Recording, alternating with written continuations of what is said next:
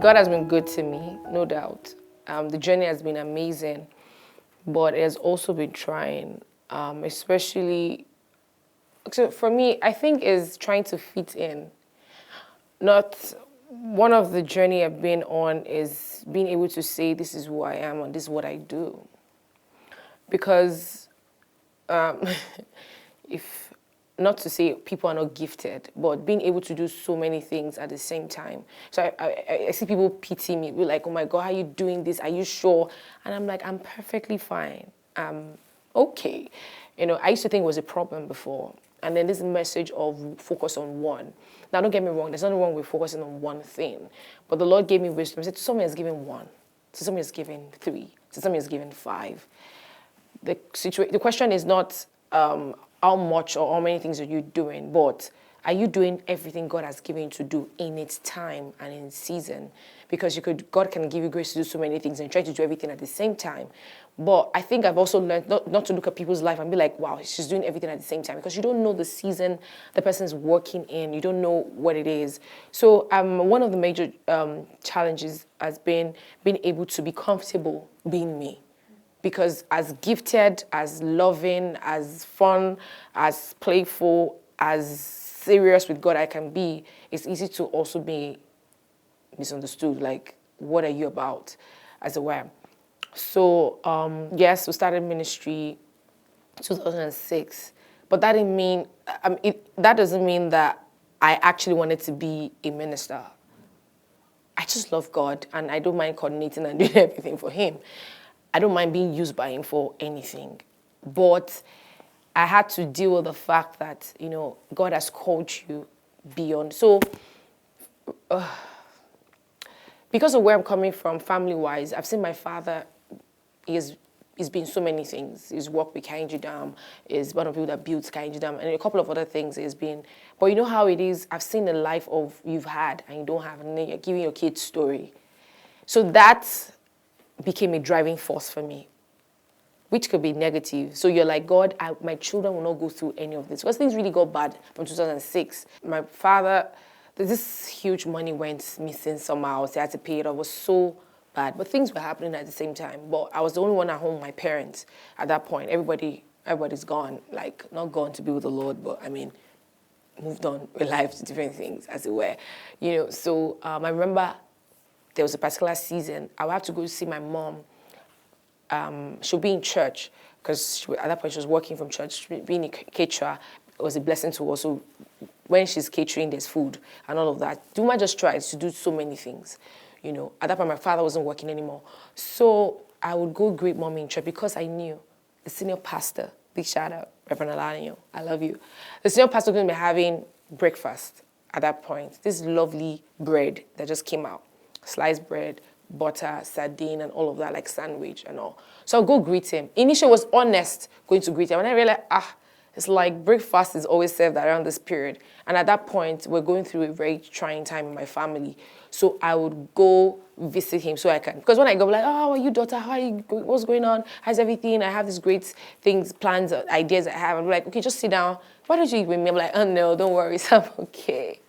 Don't worry, I don't want to eat with you. Just be fine. I'm like, no. I feel man knew that, this forming, I can see through it.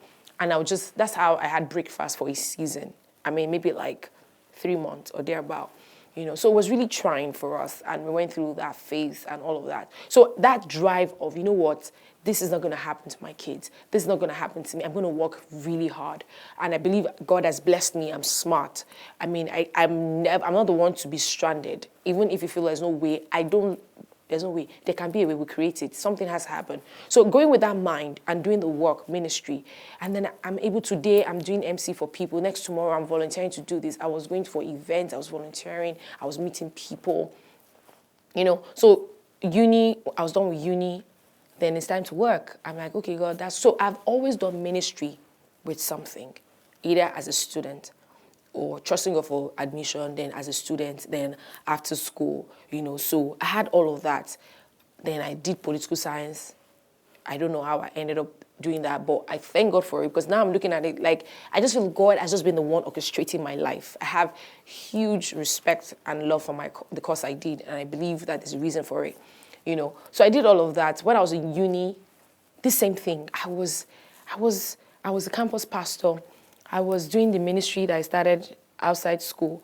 I was UJCF, one of their PRO or something like that. At the same time, I was actively involved with the debate in political science, Unilag. I was doing electoral committee in my school.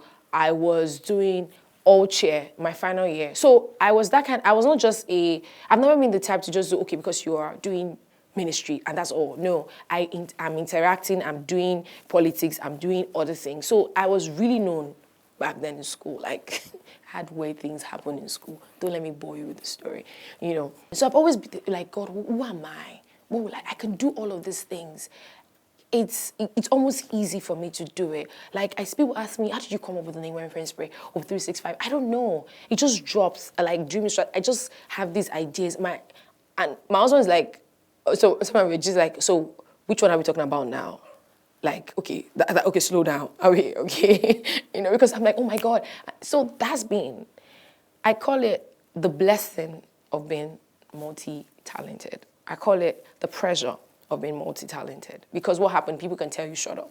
Remember I told you one time, my mom was like, you're too overconfident, you always have program, be at home, you're not here for my birthday. I had issue with people saying, I'm your best friend, no, she's my best friend, because I just love everybody.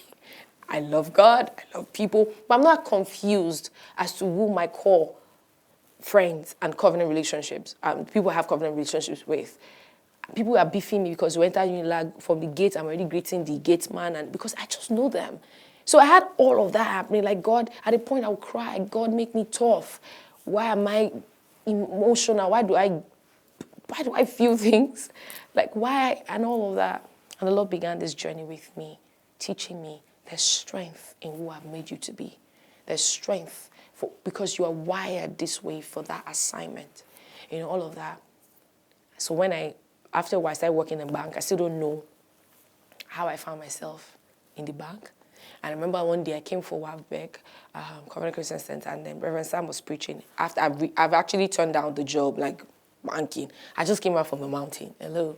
I came back from like a retreat, and I felt the Lord was saying, "You're going to do this. I'm going to use you." So at that point, I was ready, like, last. But I was ready because it wasn't a job. And God will not you won't just jump into doing because, well, I feel like sometimes the Lord gives us choices. That's when the sacrifice is most potent. So you have choices. At that point, it was easy to say, yes, I'll do it. Because anyways, I had people telling me, yes, that's what the Lord has made you to be. I came for that retreat, and I got the word that day, and I went back. They called me back for whatever reason. HR helping to reschedule you. No, you didn't come. You will come. I said, okay. I went for the interview, started work, and that day I was confused. I'm like, oh, what am I doing here? Banking. For what? Not even all the other places I've tried to enter. And the Lord said to me two things. The lessons you will learn and the people you will meet. And I sat down there, and a guy walked in. I was saying, life is like a book. I'm going somewhere. Life is like a book. This might be the old book for some of you. For some, it's just a chapter. For some, it's just a line. For some, it's 2 chapters. Whatever it is, write it well. I'm like, who is this guy? Then I saw that his chart. Sorry, I don't know whether they're going to watch this. His shirt had his initials. So I'm like, who is this guy? Apparently, I realized he's the owner of the consulting firm that is training us. And that was the first time I realized that there's something actually called consultancy. Remember, I've been asking God, this is my talking. And people are saying, woman, and something you can do with your hands. I mean, learn how to bake. I can't bake to save my life. I can't do my makeup. I can't do beads. Sometimes there was this craze about beads. People were doing beads. Everybody tried. I can't. The only thing I could do is my mouth. And at a point, I was despising it because, in a way, society was like, what are you going to do with all of this? And you don't just talk. You are talking everywhere, as it were. And I connected with that man. That was the first miracle that happened. Like, okay, my life. So I said, okay, that means this consultancy, the Lord, I did all I could do. When it was time to leave, the Lord said it was time to leave. I'm like, wow, just at the point where it's like my career was beginning to, was coming up. And the Lord told me to leave. It wasn't easy. I did. I tell people, be sure that it's God that is leading you. You don't leave your job because you don't like it. You don't leave your job because the boss, they're being mean to you.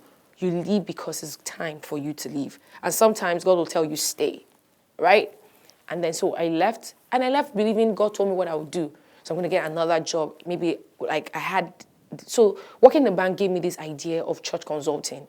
So I see how we're smart at work, but then when we get to church, the way we work, like, I don't understand. You were supposed to be a leader, you just don't come for rehearsals. I had a problem with all of that. Like, you don't do that at work. I see people that are Christians, even if you're taking sick leave, you're conjuring sickness for yourself, which is wrong, right? You can't just do it all the time. After a while, they'll be like, no, you are your sickness. You're going to come and do this work, So I had that passion. I thought, yes, this time. I went to church, I'm ready. I had the conversation. I was ready to do anything, even if the pay was nothing compared to where I was coming from. I didn't know that God had his own plan. So I left excited, still doing this ministry by the side. I left excited and things started changing. I'm saying, sorry, because I'm just walking back that place where it feels like I know exactly what it was. And 2015, I started the journey where I was comfortable to say, I don't know. Let me explain. When you started your walk with God and you've always been, you're doing this, you're doing that, it's very easy for you to have your life. You have it planned. I know God. I mean, me and God are besties, so I can predict if he sneezes. I'm like, I know what I want to say, that kind of thing. And sometimes God is going to just prune you here, prune you there. So I called myself also a behavioral coach, therapist, got my coach. This one, I was doing courses, I was doing training, I was here, I was volunteering. And in 2013, I started my own journey. I've had passion for TV, for radio. So I said I was volunteering in a radio station. I just wanted to, because I had something driving me. My father, I love him, but it got to a point he couldn't provide. So daddies are good. Daddies can be loving, but they cannot be trusted to take care of your needs. So that I didn't know this till 2018. That was all that's been happening. So I had this drive. I want to do stuff. So believe you me, I've been doing work for God. I love God. I enjoy God. God is God to me in different spheres of my life, And then I've seen God provide for me. I've been to places. I had to pay when I was writing my WAEC in what year was that? I had to pay because I was God blessed. My parents could not even afford to do the external private school for me. I had to pay because God blessed me. I've enjoyed God blessing me. And I enter a season where I feel like that door is shut. So God has been trying to teach me a lesson. Imisi, I'm your source. The means by which I will bless you is not important. It's funny, he asked me that same question this morning. Anyways, so I had all of that going on. I left, so I was doing all of this, but I was frustrated.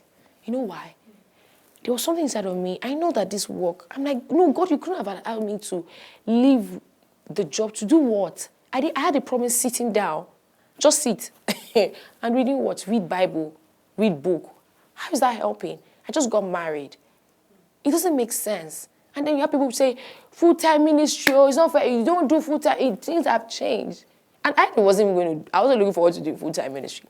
So what I did, and I always tell people, whatever your aunt finds to do, do it. So what I could do in that moment, I was consulting for churches, I was training for churches, I was training in places.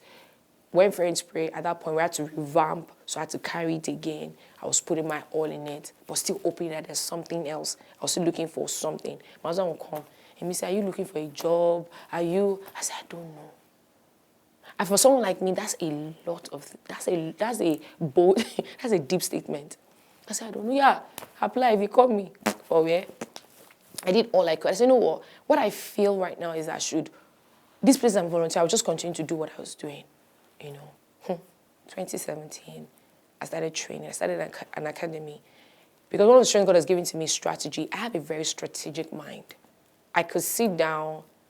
You have this idea. Don't worry, I've finished it for you. I'll plot it out. God was giving me curriculum.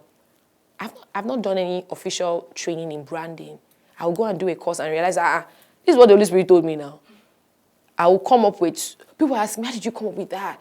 And I'm like, for where? It's the Holy Spirit though. But he allowed me to do a few training online free courses here and there. I was on my... So at that point, I started feeling this sense of value again, that yes, I'm not just doing ministry. People will invite me for their program. It's close prayer they will invite me for. And say, just come and lead prayer. I'm like, I do other things. So there was this struggle inside of me. Like, don't call me I do God's work. It's good. But the moment you call me so when people see things that you're like, wow, it's not an ambition for me. It's a calling. It's a wiring. It's this deep passion. But despite this fight, I have this deep passion that people will experience Jesus. Because I have. Not what people have said to me about Jesus. But I've tasted. I've seen. I'm still tasting and seeing that Jesus is real. It changes the way you think. It changes the way you act. So even preparing to get married, I'm not the type to slam the phone on my husband and talk anyhow because Jesus will not even allow me.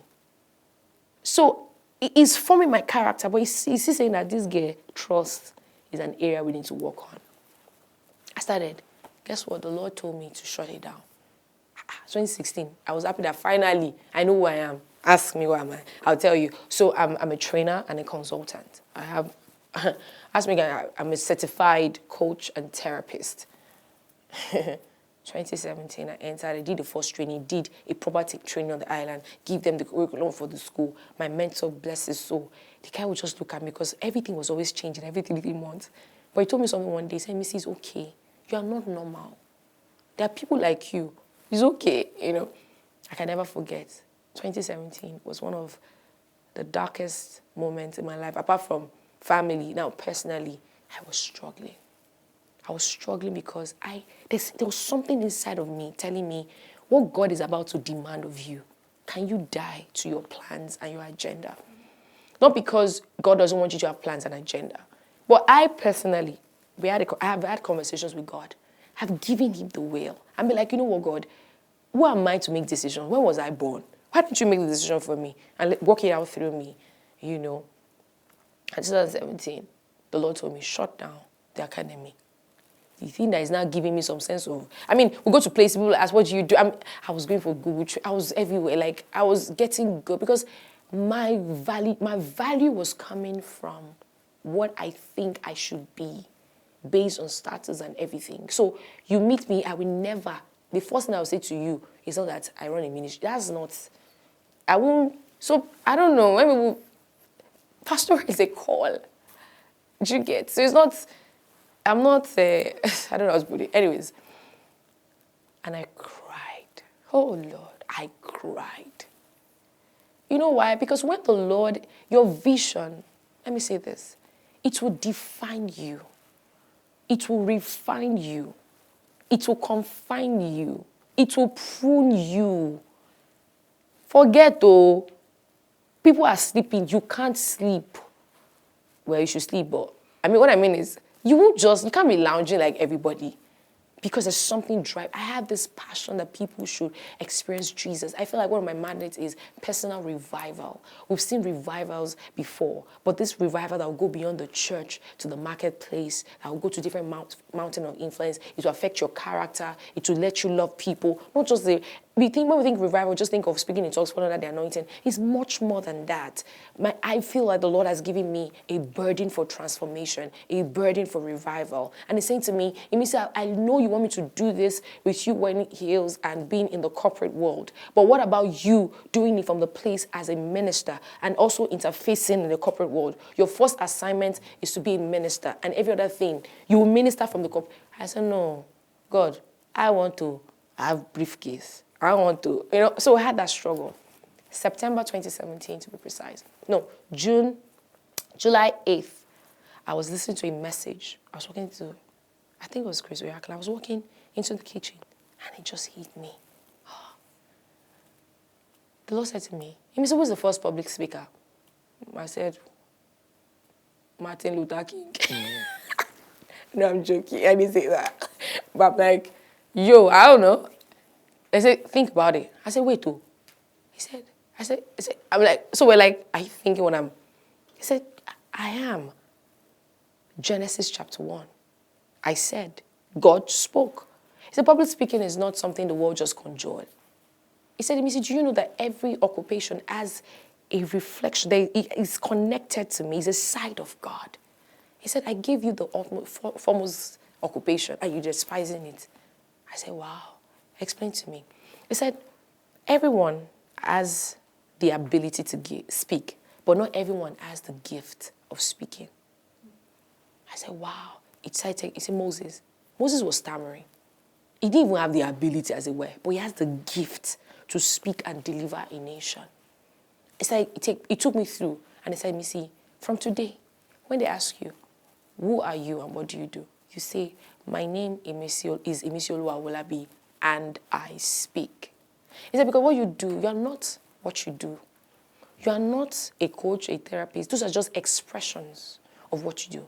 And he said, the day I'm telling you to go focus on the ministry right now, you're struggling. You know why? Because you think that these other things are what you do. No. The day I tell you to stop speaking is when you should get scared. Because everything you do, I started asking me, what is your tool? I said, my mouth. I said, that's it. So you speak. I believe everyone needs that moment where we'll be like, you know what, the Spirit of the Lord is upon me. He's anointed me to heal the sick. But this will come. I've been knocking on that door for years since I was born. God, who am I? What do I do? I know I am the righteousness of Christ, of God in Christ Jesus. I know that. What is your expression? What do you want to do through me? And that day solved my confusion. But I thought that day will also end the struggle inside of me when it comes to living out that reality. September, I cried. Because I just had this knowledge, oh my God, God is asking me to do full-time ministry. No, I'm not doing full-time ministry. I'm not. Because I'm like, no, God, I feel like I'm smart, I'm young. Like, there's a lot you can still do through me. Come on, I go out, I see my people, I'm like, what do you, like, I do this. And I'm like, I'm a minister. So apparently, because of negativity that's been said towards the pastoral. And then I hear, you say I'm a prophet. You speak through me. You've given me not just the prophetic gift, but I see the office of a prophet as well. I see all these things, I'm not really, all these things. I just believe, keep living your life and all these other things, you will find expression. It's not starting to say, no, this is who I am. Yes, this is who you are, walking to it, right? The day of your announcement is different from the day you begin to live out that reality. They're two different things, as it were. And I cried. I remember speaking to a friend. I called somebody. I said, hello. He said, how are you? I said, I'm fine. What do you want? Because at that point I was struggling. He said, do I feel the Lord is... I said, I don't know. He said, what's the problem? I don't know. I feel God is asking me to do something. I don't want to do... No jokes. And he said to me, Imisi, what if you should just obey? I'm saying this is the greatest because I struggled with this identity. As much as I was doing so much with God, I felt like the idea I have for my life is better than the one God has. And I can tell you, whatever God is asking you to do is better. So all along, I've been obedient. But God wanted to bring me to a place where I'm obedient and I'm willing. So like I said, what year was that? I think 2014 or 2013. I was ready to say, okay, God, is it full-time? Let's do it. But He gave me choices now. I could see, be the prince of Egypt or be the deliverer. I could see I had to make a choice. You can go ahead and do all the things you want to do, or you obey God. And that was like one of the biggest decisions I had to make. I said yes to God, and the rest, they say, is history. My life changed. In saying yes to God, God dealt with the issue of daddy issue I had. So I didn't know I started seeing God that way. God can be trusted in anything. I've seen people get healed. I've seen God has done mighty things through the ministry. God has done mighty things through me. But when it comes to God taking care of my personal need, I don't believe you don't. I believe I have to do to get. And I justify with the lazy man. God is asking me, so the ones you are doing, being a minister, sitting down, preparing for what I'm asking you to do. I said, that one is, that one is not, you don't understand. I feel like I need to. And the Lord started taking me on a journey to teach me I can trust me. So those are the two major things. Learning to trust God as my Father. That I will take care of my personal needs. Like that mosquito thing I told you about. Yeah. And also saying yes to doing the life God wants me to do So I don't struggle anymore. If today God wants me to preach, I preach. Tomorrow if I'm training, I'm training. Next tomorrow if I'm coaching, I'm coaching. But I'm not what I do. I am who God has called me to be, and doing what He has called me to do. If it means doing 2 things sometimes, if it means doing 1 thing sometimes, if it means doing nothing sometimes, nothing, not in action, nothing like, not because you're not doing anything, but meaning just from a place of rest. Do all these things. Don't do extra. Oh yeah, rest, take our time. If it now means doing 50 things, I'm able, because I can do all things through Christ. So don't let anybody limit you. Take the limit off your life because of titles, trying to fit into what society has said. There are dimensions to God we're yet to see. So enjoy your life and learn from it. Stop struggling. Just accept it. Because there I said yes. Oh, my life changed. Let me not lie. My life changed.